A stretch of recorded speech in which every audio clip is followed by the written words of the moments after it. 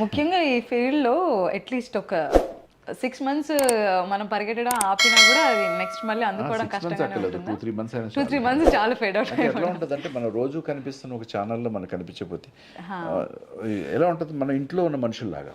Right. దాంతో వాళ్ళు channel చూస్తుంటారు. ఒక ఛానల్లో మనం ఏంటి సార్ మీరు మానేశారండి చేయట్లేదా, ఓకే. ఏంటి కనిపించడం, అలా ఉంటుంది. మన ఒక ఇంట్లో మనిషి ఎక్కువ రోజులు కొంచెం బయటకు 1 week బయటకు వెళ్తే ఎక్కడికి వెళ్ళిపోయా అన్నట్టు ఉంటుంది మనం. అంటే మేము ఆడతో అంత ఇంటరాక్ట్ అయి ఉంటాం కాబట్టి. సో అంతగా అనుబంధం పెంచేసుకుంటారు మీరు చెప్పినట్టుగా. కొన్ని రోజులు కనిపించట్లేదు ఎక్కడికి వెళ్ళిపోయావు అని అంటే అడిగి క్యారెక్టర్ల పేరుతోనే పిలవడం అలవాటు అయిపోతుంది. బయట ఈ జాకీ అని కానీ ఇలా వాళ్ళు ఆ క్యారెక్టర్ని పట్టుకుని ఆ పేరుతోనే పిలుస్తారు. ఓకే. అందుకని ఏంటంటే మనం అంత ఇంట్లో మనుషులా అయిపోతాం. రైట్. అది మనం నిజంగా బ్లెస్డ్ అనమాట మనం.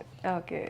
సో ఏ క్యారెక్టర్ నేమ్తో మిమ్మల్ని ఎక్కువగా పిలుస్తూ ఉంటారు? చాలా ఉన్నాయన్నమాట. నేనంటే మామూలుగా జాకీగానే పరిచయం. కొన్ని ఇప్పుడు శంకర్ ప్రసాద్ అని ఈటీవీలో రంగుల రాటం సీరియల్ జరుగుతుంది, అంత శంకర్ ప్రసాద్ నా క్యారెక్టర్ పేరు.